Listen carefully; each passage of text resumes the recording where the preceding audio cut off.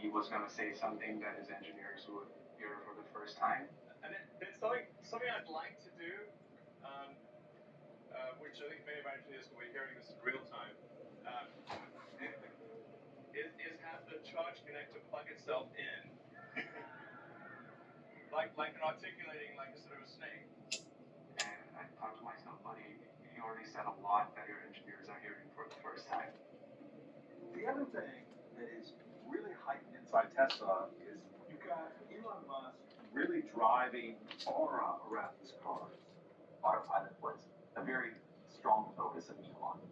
He sort of created Tesla's brand around it. You know, I'm confident that in less than a year, you'll be able to go from highway on-ramp to highway exit without touching any controls. So people start buying this, and even then, and this is typical of Tesla and Silicon Valley in general, it wasn't ready. Then there's all this pressure inside Tesla to get it done.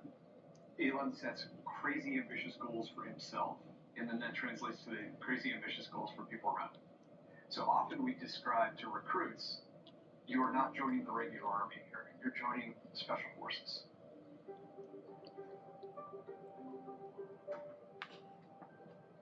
I got to be an approved autopilot tester back in 2014.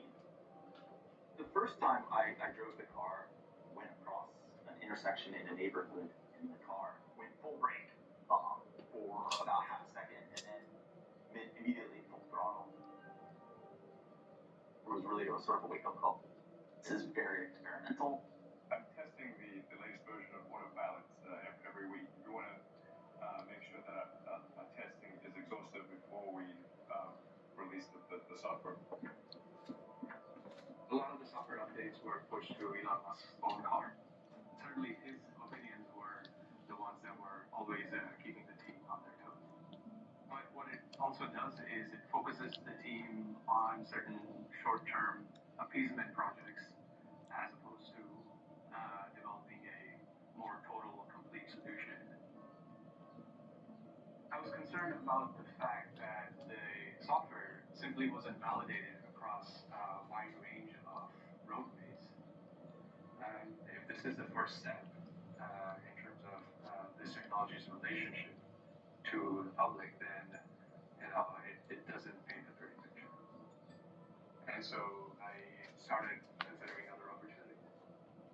I mean, this may sound a little complacent, but I almost view it as like a solved problem. Like, we know exactly what to do, and we'll be there in a few years.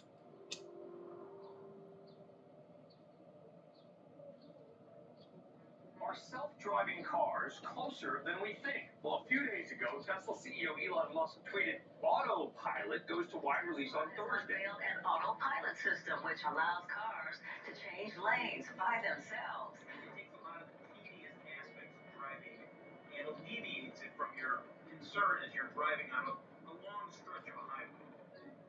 We were really excited to not only show the technology to the world, but also show the potential of the technology. Yeah, I'm quite confident that within 3 years, the car will be able to take you from point to point, like basically from your driveway to work without you touching anything. You could be asleep behind. Tesla, in putting out material blog posts, made it clear self-driving cars are not here, they are a long way away.